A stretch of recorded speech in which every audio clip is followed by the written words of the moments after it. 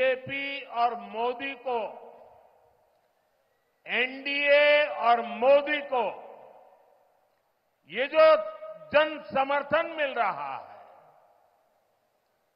ये जो आशीर्वाद मिल रहे हैं, इसने डीएम की सरकार की नींद उड़ा दी है, नींद उड़ा दी है। என் அன்பார்ந்த தமிழ் சகோதர சகோதரிகளே, உங்கள் அனைவருக்கும் வணக்கம். முதல்ல இந்த புண்ணிய பூமியில இருக்கிற நம்ம கோட்டை மாரியம்மனை வணங்கி என் உரையை தொடங்குகிறேன். இதுக்கு முன்னாடி நான் பலமுறை தமிழ்நாடு வந்திருக்கிறேன். இந்த நல்ல வாய்ப்பு எனக்கு மீண்டும் இப்ப சேலம் வரும்போது கிடைத்திருக்கிறது.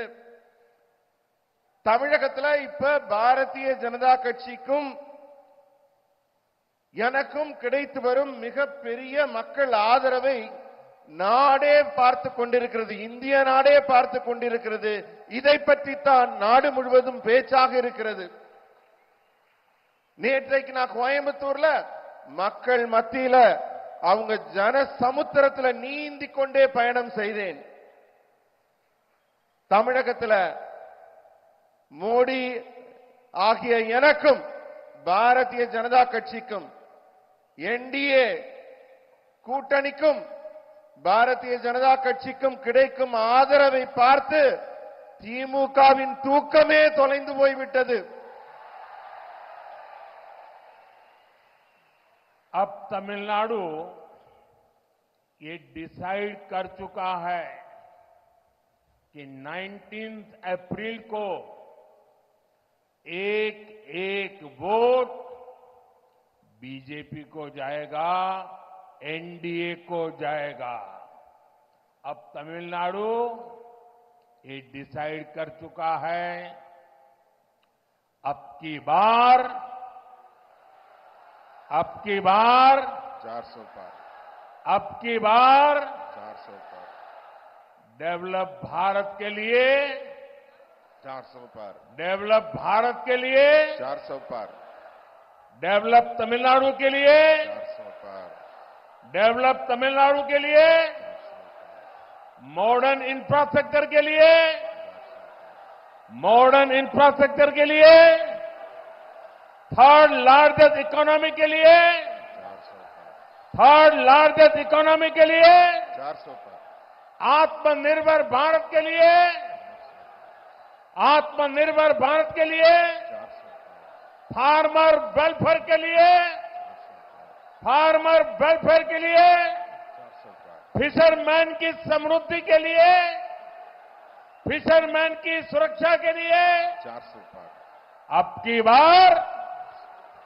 अब की बार इम्मुरई नानूरुक्कु मेल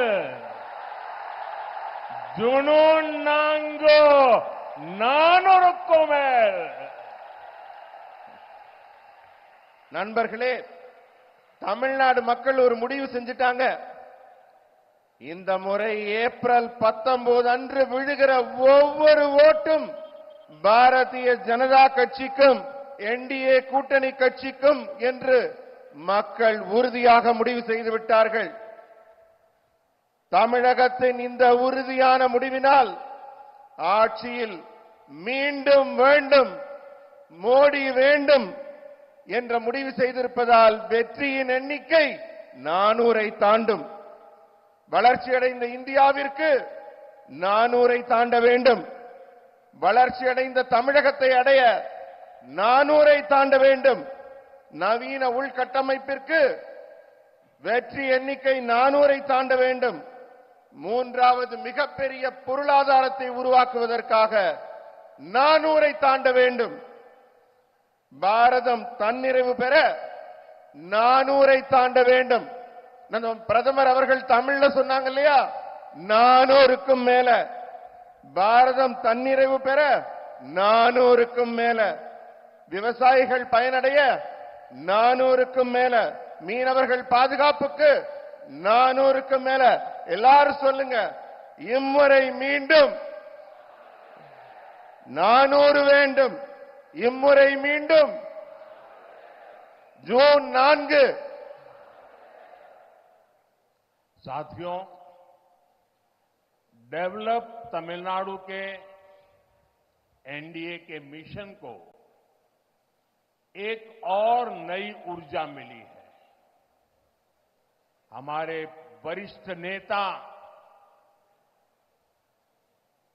और मेरा व्यक्तिगत संबंध भी जिनके साथ ज्यादा है, सब पीएम ने भी एनडीए के नेतृत्व में तमिलनाडु का भाग्य बदलने की घोषणा की है। अय्या डॉक्टर रामदास जी का अनुभव और डॉक्टर अंबुमणि रामदास का टैलेंट, उनका परिश्रम तमिलनाडु के डेवलपमेंट को नई ऊंचाई देने में मदद करेगा। मैं एनडीए में शामिल होने पर उनका स्वागत करता हूं, अभिनंदन करता हूं। நண்பர்களே, நம்ம என்டிஏ கூட்டணி இப்ப மிகவும் வலுவான கூட்டணியாக உருவாகி இருக்கிறது.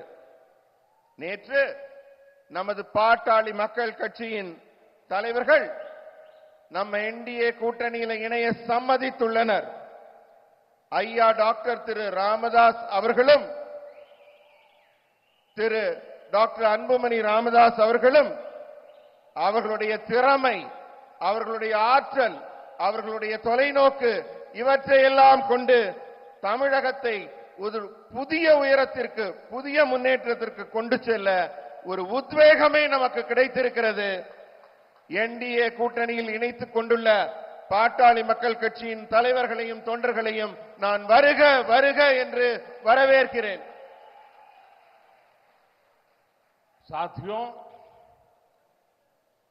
सेलम में कई बार आया हूं और आज जब सेलम आया हूं तो बहुत सी पुरानी यादें भी ताजा हो गई है। 40-45 साल पहले जब मैं कैलाश मानसरोवर की यात्रा पर गया था तो यहां सेलम का एक नौजवान रत्नावेल मेरे साथ, मेरे ग्रुप में था। रत्नावेल मुझे थोड़ी बहुत तमिल सिखाने का भी प्रयास करता था और उससे मुझे सेलम के विषय में, तमिलनाडु के विषय में बहुत कुछ जानने को मिलता था और मेरे मन में तब से सेलम के प्रति एक आकर्षण रहा। रत्नावेल जी का वहां से कैलाश मानसरोवर यात्रा करने के बाद उन्होंने आकर के यहां एक रेस्टोरेंट चालू किया था, लेकिन दुर्भाग्य से वो अकस्मात में उनकी मृत्यु हो गई। बहुत छोटी आयु में मेरा वो दोस्त चला गया। अब वो हमारे बीच नहीं है। काफी समय पहले उनका हादसे में देहांत हो गया था। நண்பர்களே, நான் பலமுறை சேலத்துக்கு வந்திருக்கேன். இந்த முறை சேலம் வரும்போது எனக்கு என்னுடைய பழைய ஞாபகங்கள் எல்லாம் சேர்ந்து வருகிறது.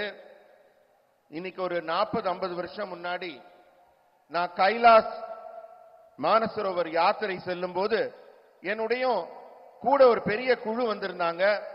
அந்த குழுவுல ஒரு இளைஞர் இருந்தார். இந்த ஊரை சேர்ந்தவர், ரத்னவேல் என்பது அவருடைய பெயர். எனக்கு அவர் ஞாபகம் வருது சேலம் வந்தோன்னு. அவர் என் கூட வரும்போது சேலத்தோட பெருமைகள், இந்த ஊரை பத்தின நல்ல நல்ல விஷயங்கள் எல்லாம் என்கிட்ட சொல்லிக்கிட்டே வந்தாரு. சேலத்தோட பல செய்திகள் சொன்னாங்க. அதை கேட்டதுல இருந்து எனக்கு சேலத்தின் மீது ஒரு மிகப்பெரிய ஒரு ஈர்ப்பே உருவாகிடுச்சு. அவரு அங்கே திரும்பி வந்து இங்க ஒரு உணவகத்தை வைத்து நடத்தி கொண்டிருந்தார். துரதிருஷ்டவசமாக இப்போது அவர் நம்மிடையே இல்லை. ஒரு விபத்தில் அவர் தன் உயிரை இழந்து விட்டார். அவருடைய நினைவு எனக்கு இங்கு சேலம் மண்ணில் கால் பதித்ததும் வந்து கொண்டிருக்கிறது. यहां सेलम में मेरी बहुत आत्मीयता के.एन. लक्ष्मणन जी से भी थी। लक्ष्मणन जी ने यहां तमिलनाडु में बीजेपी के विस्तार में बहुत बड़ी भूमिका निभाई थी। इमरजेंसी के दौरान भी उन्होंने बहुत बड़ा संघर्ष किया था। उन्होंने बहुत सारे स्कूल भी शुरू करवाए थे। आज सेलम आया हूं तो स्वाभाविक रूप से ऑडिटर रमेश की याद आना भी बहुत स्वाभाविक है। உடனுக்குடன் செய்திகளை தெரிந்து கொள்ள சன் நியூஸ் பெல் ஐகானை கிளிக் பண்ணுங்க.